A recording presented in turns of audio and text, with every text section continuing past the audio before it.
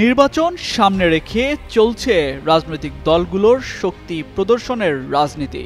রাজধানীর সোহরাওয়ার্দী উদ্যানে জামায়াতের বিপুল গণজমায়েতের পর পাল্টা কর্মসূচির কথা ভাবছে বিএনপি। এ লক্ষ্যেই পরিকল্পনা সাজাচ্ছে দলের হাইকমান্ড। বিপুল সংখ্যক নেতাকর্মীদের শোডাউনের মধ্য দিয়ে এবার সবচেয়ে বড় মিছিল করতে চায় দীর্ঘদিন ক্ষমতার বাইরে থাকা দলটি।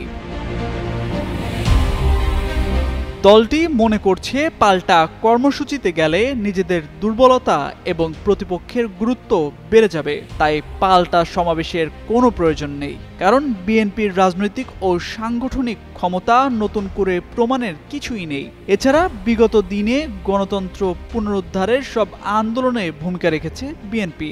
সব দিক বিবেচনা করে আগামী 6 আগস্ট রাজধানীতে বিশাল বিজয় মিছিল আয়োজনের কথা ভাবছে দলের হাইকমান্ড। দলীয় সূত্রে জানা গেছে, জুলাই আগস্ট স্মরণে দলটির 36 দিনব্যাপী যে কর্মসূচি চলছে সেগুলোর সর্বশেষ কর্মসূচি হিসেবে আগামী 6 আগস্ট ঢাকায় সর্ববৃহৎ বিজয় মিছিল অনুষ্ঠিত হবে। তবে সেদিন ঢাকা জুড়ে একাধিক মিছিল হবে নাকি কেন্দ্রীয়ভাবে একটি মিছিল হবে তা এখনো চূড়ান্ত হয়নি। অবশ্যই এই কর্মসূচি ঘিরে ঢাকায় ব্যাপক জনসমাগম ঘটাবে বিএনপি। এটি মহাসমাবেশের রূপ দেওয়ারও পরিকল্পনা রয়েছে দলের শীর্ষ নেতাদের। এর মধ্য দিয়ে আগামী ফেব্রুয়ারিতে জাতীয় নির্বাচনের লক্ষ্যে অন্তর্বর্তী সরকারের ওপর পরোক্ষভাবে এক ধরনের চাপও সৃষ্টি করতে চাইবে বিএনপি।